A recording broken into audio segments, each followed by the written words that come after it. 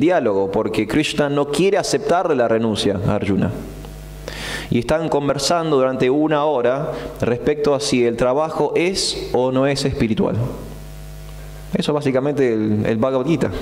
Si el trabajo es o no es espiritual.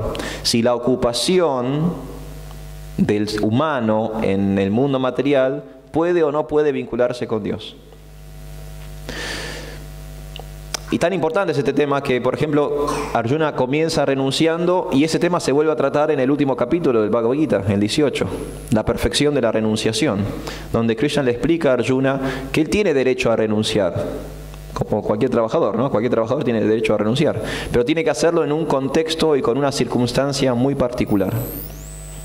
Y es que tiene que ser sincero, tiene que ser una renuncia verdadera, no tiene que ser artificial. Muy interesante. Pero ese no es el tema de hoy. El tema de hoy es cuando aún está trabajando Arjuna. Y de hecho Arjuna después termina trabajando, porque termina, como dije, es un capítulo de 1 hora más grande, la obra continúa, y en capítulos sucesivos, que volvemos al tema del Mahabharata, Arjuna sí decide intervenir en esa guerra. O sea que se vuelve con su renuncia en el bolsillo y decide ir a laburar. Claro. Entonces hoy vamos a hablar de eso, porque muchas veces muchos devotos me han consultado respecto a cómo hacer con toda la información que uno recibe en un curso, en una fiesta, en un taller, en un seminario, respecto a conciencia de Krishna, para llevarlo de la puerta del loft para allá, hacia la vereda, ¿no? Porque en este contexto queda como todo contenido y hermoso y uno se siente como protegido, hay un refugio acá, como, ¿no? Parecería que Maya no está acá adentro, solo parecería.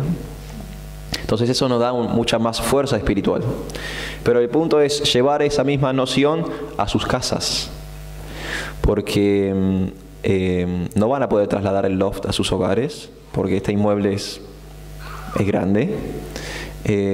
No vamos a poder estar todos nosotros todo el tiempo con ustedes, constantemente reforzándoles positivamente para que ustedes avancen.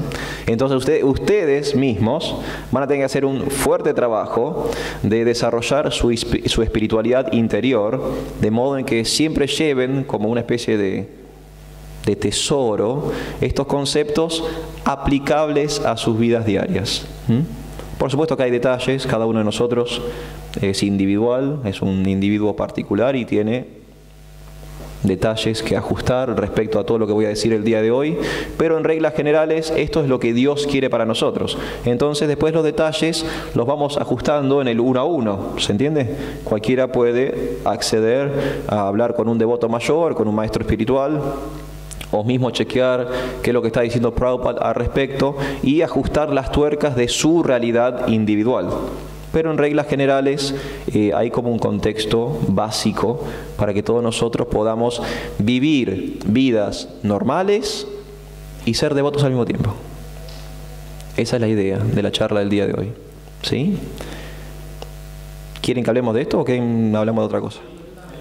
Absolutamente. Wow. Entonces voy a dirigir mi atención allá porque hay alguien que evidentemente quiere más que el resto. ¿Sabían eso? Es una técnica de la oratoria. ¿Conocen eso? Por ejemplo, ustedes cuando hablen ante un público, busquen siempre la persona que hace así. Y dirijan su energía a esa persona, porque es un feedback mutuo de energía. Esa persona asiente, te refuerza lo que vos decís, y vos, en la medida que te sentís entusiasmado, vas a reforzar a esa persona también. Y eso genera una energía que después contagia al resto. ¿Sabían eso?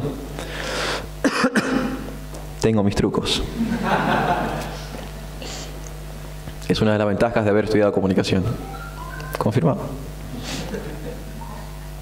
Bueno, sin más prólogos, yo soy un devoto con largas introducciones. Ustedes pueden detenerme cuando ustedes lo deseen. Vamos a leer entonces el Bhagavad Gita, con el Bhagavad Gita tal como es, con traducción y comentario del sánscrito de su divina gracia, C. Bhaktivedanta Swami Srila Prabhupada Ki Jai. Vamos a leer entonces del capítulo número 3, intitulado Karma Yoga. Vamos a ir al texto número 9. Ese es el texto sobre el cual vamos a trabajar el día de hoy. Pero yo voy a leer también cosas de textos anteriores y cosas de textos posteriores. Porque en el Bhagavad Gita, a pesar de que siempre damos clases en base a un verso, y está bien que sea así, porque de hecho Prabhupada lo hacía y se viene haciendo así desde hace miles de años. El Bhagavad Gita, como dijimos, es una conversación. Entonces las conversaciones, cualquiera que haya estado, creo que todos tenemos experiencia de diálogo, cualquiera que haya estado inmerso en un diálogo sabe que los diálogos durante un tiempo giran en torno a un tema y después hay como un quiebre, gira en torno a otro, después hay un quiebre. Sí, eso pasa, ¿no? Habitualmente. Entonces dos personas charlan y durante un tiempo charlan sobre una cosa, de repente por X motivo gira la conversación y empiezan a hablar de otra cosa, y lo mismo pasa en el Bhagavad Gita.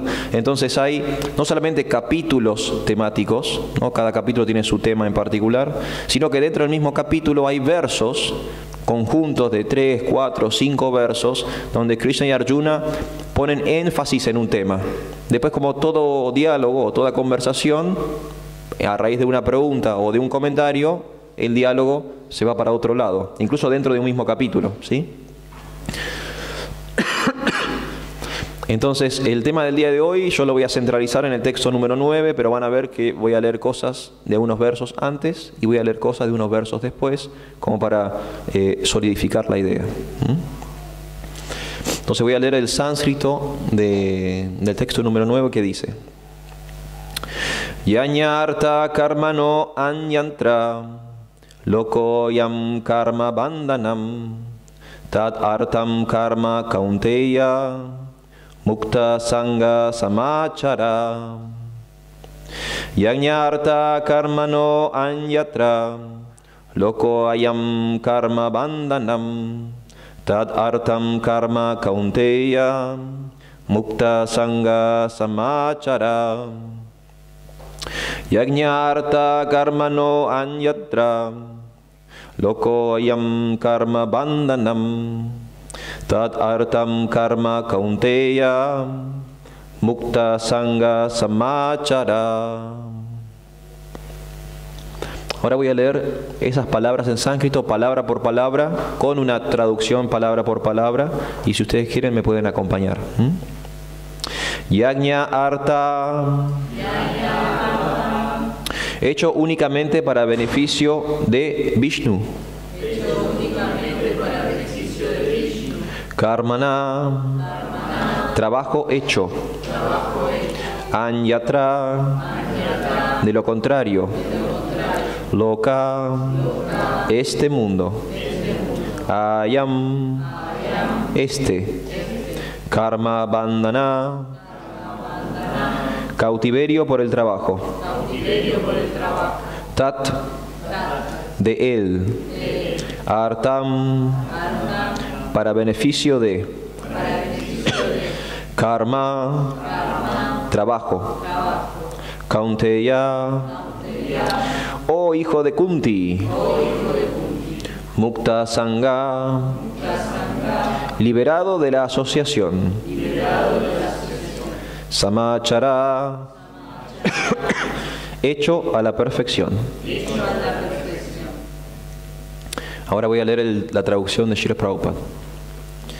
El trabajo que se hace como un sacrificio de honor, el trabajo que se hace como un sacrificio en honor de Vishnu debe realizarse, pues de lo contrario, el trabajo lo ata a uno a este mundo material.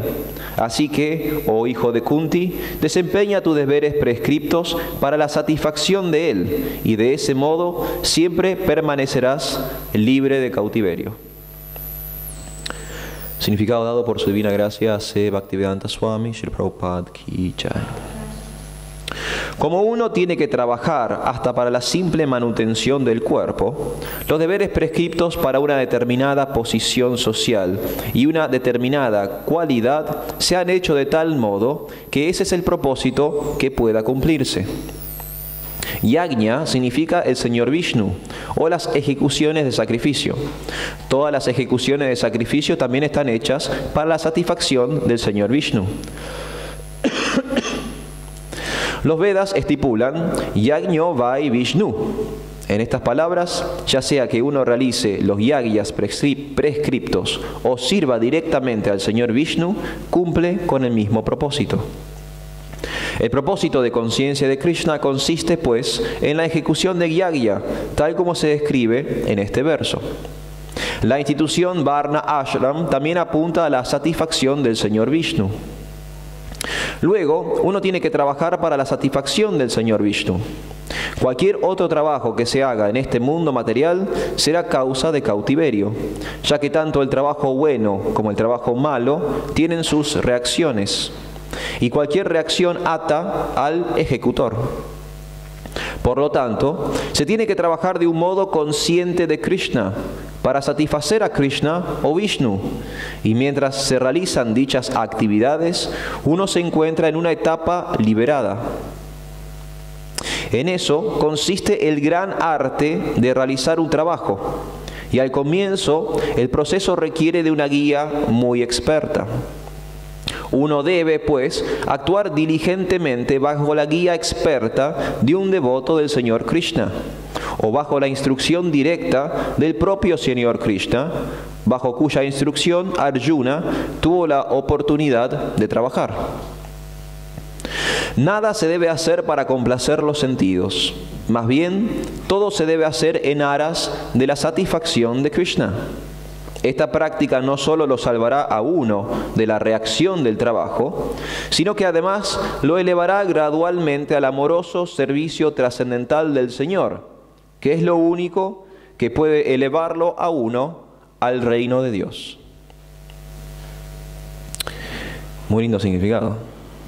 Voy a leer la traducción una vez más del verso. El trabajo que se hace como un sacrificio en honor de Vishnu debe realizarse, pues de lo contrario, el trabajo lo ata a uno a este mundo material. Así que, oh hijo de Kunti, desempeña tus deberes prescriptos para la satisfacción de él, y de ese modo siempre permanecerás libre de cautiverio. Om Tat Sat. Namo Vishnu Padaya Krishna Prasaya Bhutale Srimate Hridayananda Daho Swami Niti Namine Namaste Guru Hamsaya Paramanande Merse Prabhupada Pramadaya Dusta Siddhanta Nase Jai Shri Chayadev Jai Shri Prabhupada Ki Jai. Entonces acá encontramos en este verso, Krishna nos está diciendo, Dios nos está explicando el modo en que tenemos que trabajar. Es muy interesante. Como dijimos, tanto antes y después estos temas se empiezan a hablar. Y hay algo significativo en la primera línea o la primera oración de Srila Prabhupada. Prabhupada comienza el significado diciendo: uno tiene que trabajar hasta para la simple manutención del cuerpo. Esto lo dice Prabhupada en relación a un verso anterior. El verso anterior inmediato a este, Krishna mismo dice lo siguiente: desempeña tu deber prescripto, pues hacerlo es mejor que no trabajar. Sin trabajar, uno no puede ni siquiera mantener el cuerpo físico. Eso lo dice Dios. No es un significado de Prabhupada. O sea, Krishna, Dios, está arrancando desde lo básico y le está diciendo a Arjuna: o laburás o te morís de hambre. Son las opciones que tenés en el mundo material, ¿no? Y no es un significado de Prabhupada, es un verso del Bhagavad Gita. Sin trabajar, uno no puede ni siquiera mantener el cuerpo físico. Entonces está nuestra obligación de trabajar.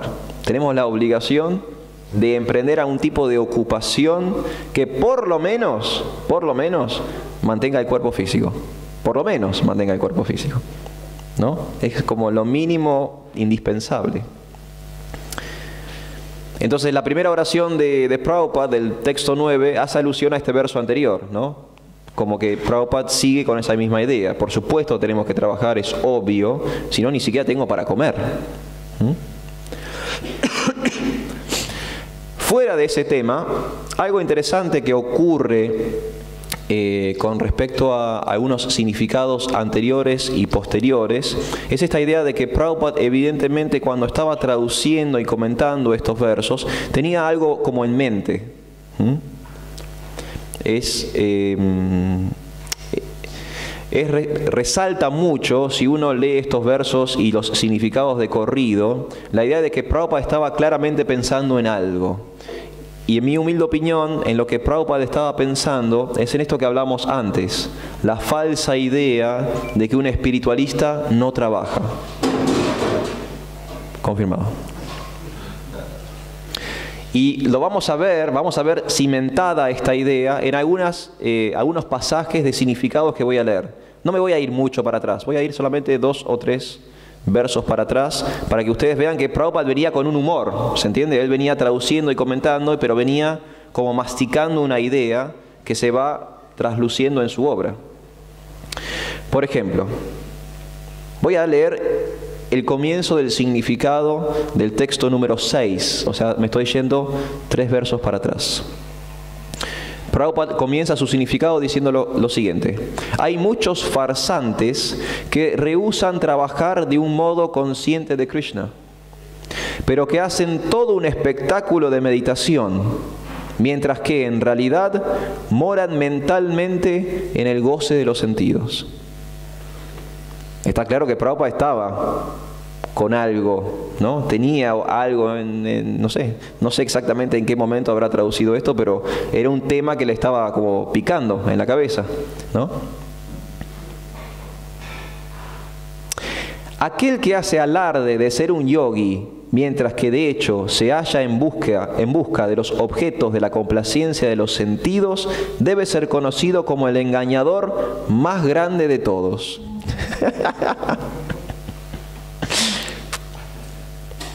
La mente de semejante farsante siempre está impura y por lo tanto su espectáculo de meditación yógica no tiene ningún valor en absoluto. Estaba afilado, Prabhupada. Voy a leer algo del texto número 7, del significado del texto número 7. En el significado del texto número 7 hay algo interesante que es... Prabhupada pone un ejemplo en el significado del texto número 7, que es un ejemplo que muchos devotos lo usan habitualmente, sobre todo para hablar sobre este tema del trabajo en relación con Dios, ¿sí? Antes de leer ese... Bueno, sí, lo voy a leer directamente. Es el ejemplo del barrendero. ¿Conocen el ejemplo del barrendero que Prabhupada usa en el Bhagavad Gita? ¿No? Bueno, lo vamos a conocer ahora.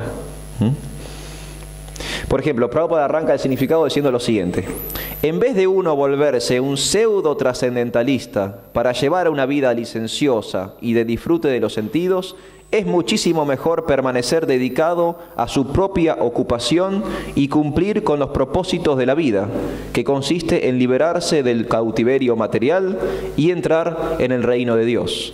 Así arranca Prabhupada. Sigue con esta idea de los farsantes que no quieren trabajar simplemente para, en su vagancia espiritual, complacer los sentidos. Y Prabhupada termina con el ejemplo del barrendero. Dice: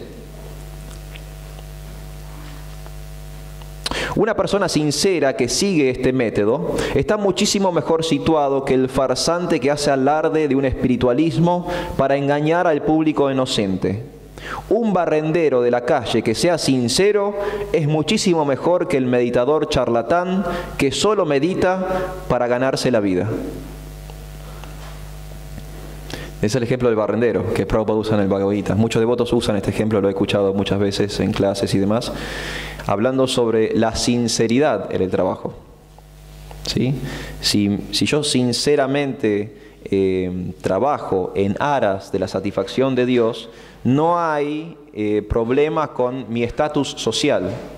¿Se entiende? Entonces yo puedo ser un barrendero, que a simple vista es como un trabajo menor, tener que limpiar toda la mugre de una ciudad, pero para Prabhupada ese trabajo menor, si la persona es un devoto, es muchísimo mejor que una persona que se jacta de ser un espiritualista. Muy interesante. Y voy a leer un poquito del verso 8 de los significados de Prabhupada y ya con esto terminamos de reforzar la idea. Hay algo interesante en la traducción del verso 8, porque en el verso 8 aparece la palabra karma también. O sea, la palabra karma aparece en todo este capítulo porque es el capítulo del Karma Yoga. Pero en el verso número 8, Prabhupada le da otra traducción. Por ejemplo, el comienzo del verso número 8 dice lo siguiente. Niyatam kuru karma tuam, karma yagyo ahi akarmana. O sea, la palabra karma aparece 3 veces, ¿sí? En 2 líneas, la palabra karma aparece 3 veces. Y Prabhupada lo traduce como, primero, deber, luego lo traduce como trabajo, y akarma, ningún trabajo. Entonces es interesante que en un sentido, para Prabhupada, este trabajo, este karma, es un deber, ¿sí? Porque así lo traduce él en la palabra por palabra. Él muchas veces traduce karma como acción, causa y efecto, trabajo, pero en este caso en particular, Prabhupada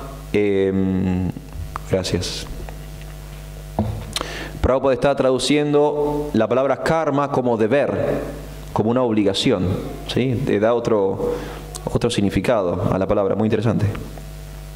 Voy a algunos significados de Prabhupada de este verso.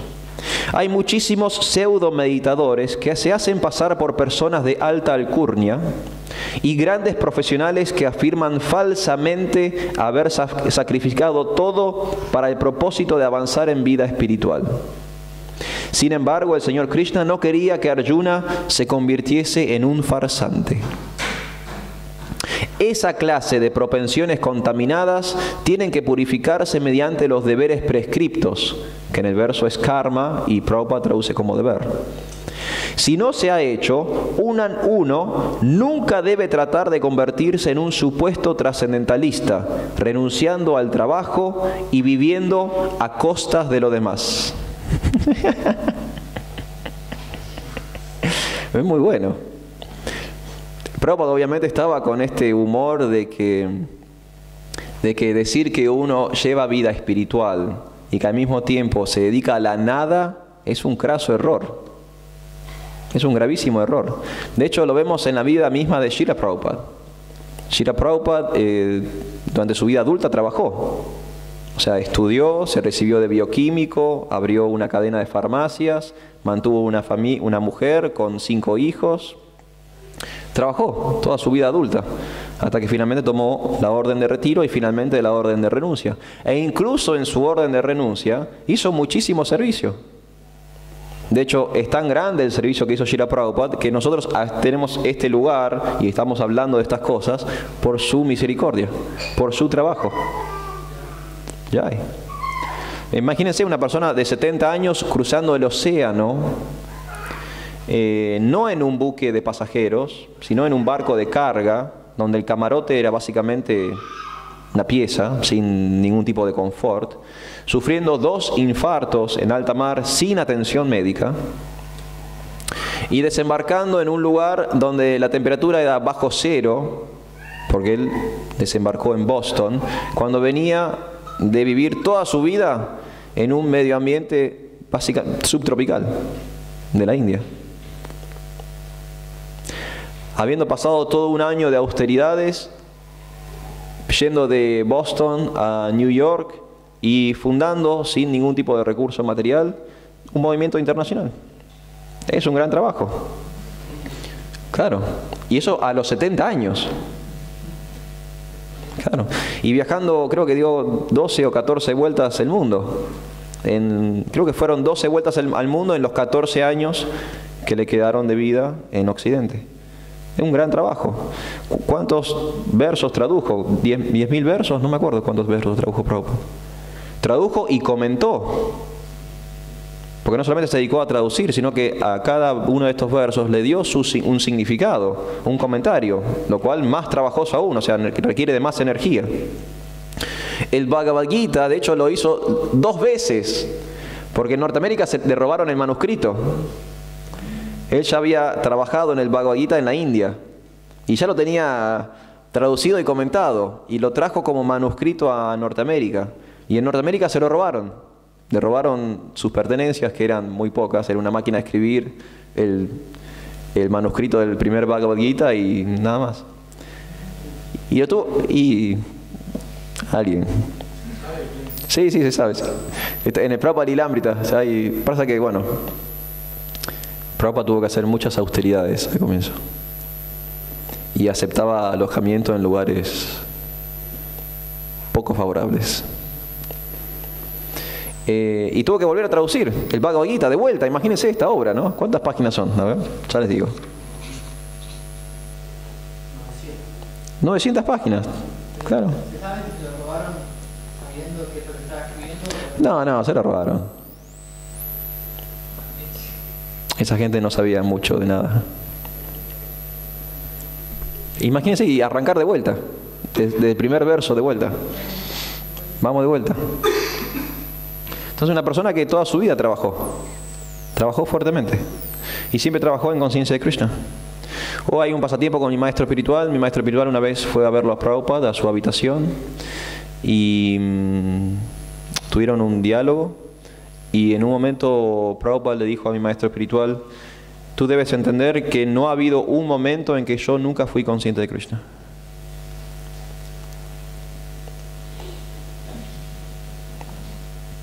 Muy interesante. Significa que toda su vida familiar, su vida doméstica, su vida de trabajo, también fue una vida consciente de Krishna. Y esa es nuestra realidad también, ¿no? Porque todos nosotros estamos en ese lugar de tener familias, relaciones sociales, hijos, tener que festejar los cumpleaños, tener que ver familiares, recibir visitas, ir a trabajar todos los días, encarar un trabajo en un horario determinado, pagar impuestos, alquileres, surfear la inflación, ¿no? Tenemos que luchar con todas esas cosas, pero tenemos que lucharla desde un sentir consciente de Krishna. En el significado, si ustedes me permiten introducirme un poquito en el significado, Prabhupada nos explica cómo debemos trabajar correctamente. Él dice: como uno tiene que trabajar para la simple manutención del cuerpo, los deberes prescriptos, o los trabajos, para una determinada posición social y una determinada cualidad, se han hecho de modo tal que ese propósito pueda cumplirse. Entonces acá Prabhupada muy sutilmente menciona el Varna Ashram Dharma, porque fíjense, él dice posición social y cualidades, y esa es la forma perfecta de trabajar. ¿Conocen el concepto de Varna Ashram Dharma? Es el sistema social védico, ¿sí? Más adelante en esta obra, Dios le explica al hombre cómo la sociedad debería conformarse para que todos sus miembros alcancen el propósito de la vida, que es la liberación del cautiverio material y el regreso al reino de Dios. Entonces Dios ideó un sistema social para que eso ocurra, lo cual es muy interesante, ¿no? Krishna como el sociólogo supremo, ¿no? Creando una maquinaria social para que las personas interviniendo en ese sistema puedan alcanzar a Dios. Eso se llama Varna Ashram Dharma, el sistema social védico, que está dividido en Varna, trabajos, y ashrams, o refugios espirituales que uno va atravesando a lo largo de su vida. Y Prabhupada los menciona porque él dice determinada posición social y determinadas cualidades. Las cualidades son los varnas. Nuestras ocupaciones naturales como trabajadores nacen de nuestra naturaleza. Y la posición social, ese es el ashram, o el refugio que yo elijo para atravesar la vida material en conciencia de Krishna. Ustedes saben que los varnas son 4, hay 4 tipos de trabajos según nuestras naturalezas. Uno puede ser un shudra, un trabajador, un técnico, alguien que conoce una técnica, que adiestró una tecnología, reproduce esa técnica y consigue algún tipo de ganancia. Fácil, por ejemplo, un carpintero. El carpintero conoce la técnica de trabajo en madera y es empleado para trabajar la madera, y de eso obtiene una ganancia, mantiene su familia. Se mantiene él, mantiene su familia. ¿Por qué? Porque él reproduce una técnica. Él aprendió una técnica y la reproduce. La reproducción de esa técnica le consigue un sueldo. Shudra, un trabajador. El otro nivel es Vaishya. Los Vaishyas son las personas que tienen inclinación por el mundo del comercio, por las finanzas, por la compra y venta de bienes. Y en ese intercambio de mercancías siempre hay lo que Marx llamaba plusvalía, hay una ganancia, y con esa ganancia ellos se mantienen, ¿no? Entonces, por ejemplo, nosotros vamos a un local, a un negocio, supongamos compramos un producto a 10 pesos. Ese producto no le llega al local a 10 pesos, le llega, supongamos, a 2 pesos. Y la persona lo pone a la venta a 10 pesos porque con los 8 pesos él mantiene su local, tiene un sueldo, le paga un empleado, paga los impuestos del Estado, etcétera, etcétera. ¿Se entiende? Vaya. Se mantiene con el comercio.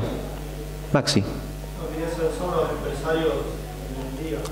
Sí, no hay un equivalente perfecto entre el sistema Varna Ashram y lo que existe afuera en el mundo secular. Porque el sistema Varna Ashram tiene como eje volver a Dios. Y las formas de trabajo que existen en el mundo material no tienen ese eje, porque vivimos en sociedades más o menos ateas o seculares. Entonces, por ejemplo, en el sistema Varna Ashram Dharma, este Vaishya o este empresario distribuye el capital. Pero en las sociedades neoliberales en las que nosotros vivimos, el empresario acumula capital. O sea, es el paradigma completamente opuesto, ¿se entiende? Pero sí son personas que mantienen su cuerpo y su familia en base al comercio.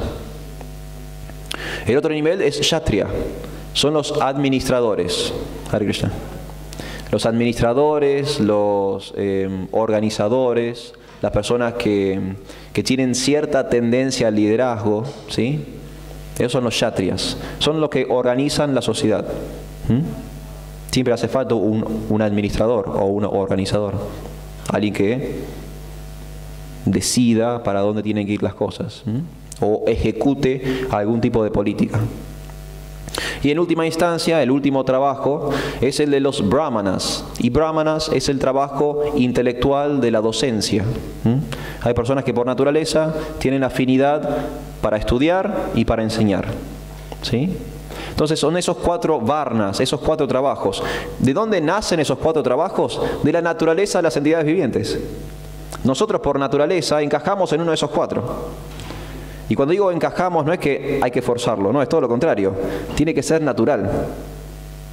Yo me siento más cómodo como un técnico, me siento más cómodo como un empresario o un comerciante, me siento más cómodo como un administrador o me siento más cómodo como un docente. Entonces, de acuerdo a mi naturaleza, surge mi varna, mi trabajo. Esto se lo dice Krishna a Arjuna después, más adelante en el Bhagavad Gita. Hay una pregunta, Arjuna quiere saber si el dharma, el deber, ¿de dónde nace? ¿De dónde nacen los deberes que él tiene, las obligaciones que él tiene? Y Krishna le responde que ese dharma nace de su naturaleza. Entonces, por ejemplo, Arjuna quiere ir en contra de su naturaleza al comienzo del Bhagavad Gita. Porque él, siendo un guerrero o un kshatriya, quiere no luchar. Entonces Arjuna Krishna le dice a Arjuna, eso solo te va a generar sufrimiento. Porque es contra natura para vos. No es natural para vos no luchar, porque vos sos un guerrero. Si vos renunciás a luchar, vas a sufrir. Esto lo hemos experimentado todos. ¿Quién tuvo alguna vez un trabajo que no le gustó?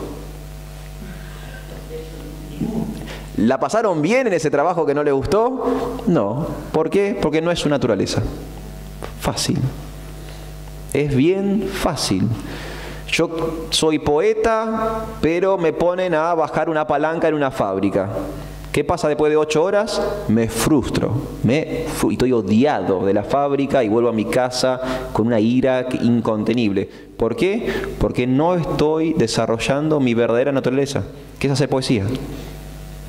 Es más, el medio ambiente me está obligando a hacer todo lo contrario, a volverme mecánico, rutinario, no creatividad, no ideas, palanca, palanca, palanca.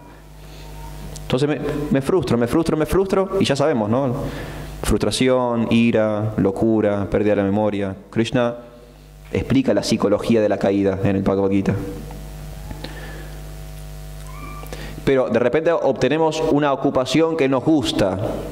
Quizás alguno ha tenido esa experiencia también, ¿no? De poder trabajar de algo que les gusta. ¿Tienen límites ahí? No tienen límites. Incluso hasta a veces uno trabaja de más. Porque le gusta, ¿no?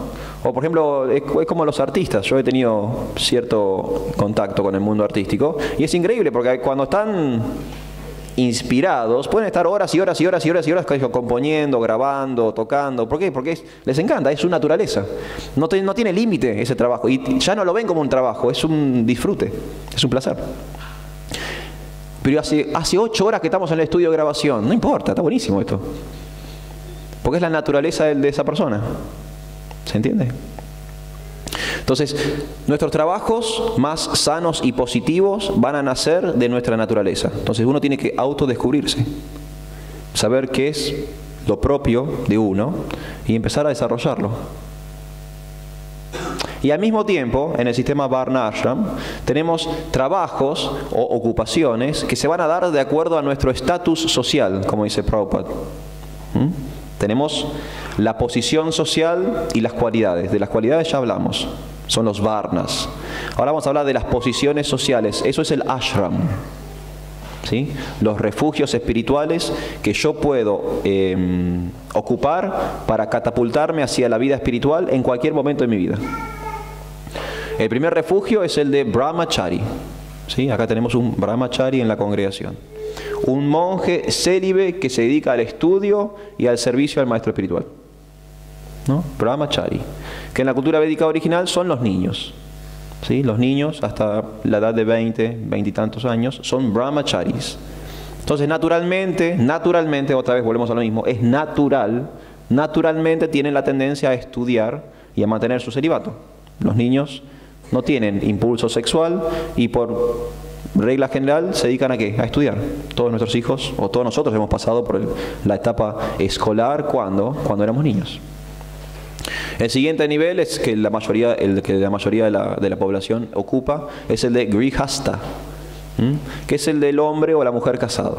Entonces son los matrimonios, es la forma de vida de casado o de hogar, la vida doméstica, con los hijos, los impuestos, el alquiler, las fiestas, los cumpleaños, las visitas de los familiares, sobre todo en verano, cuando todos vienen a Mar del Plata y te usurpan la casa para pasar vacaciones gratis. Entonces, en el Grihasta Ashram uno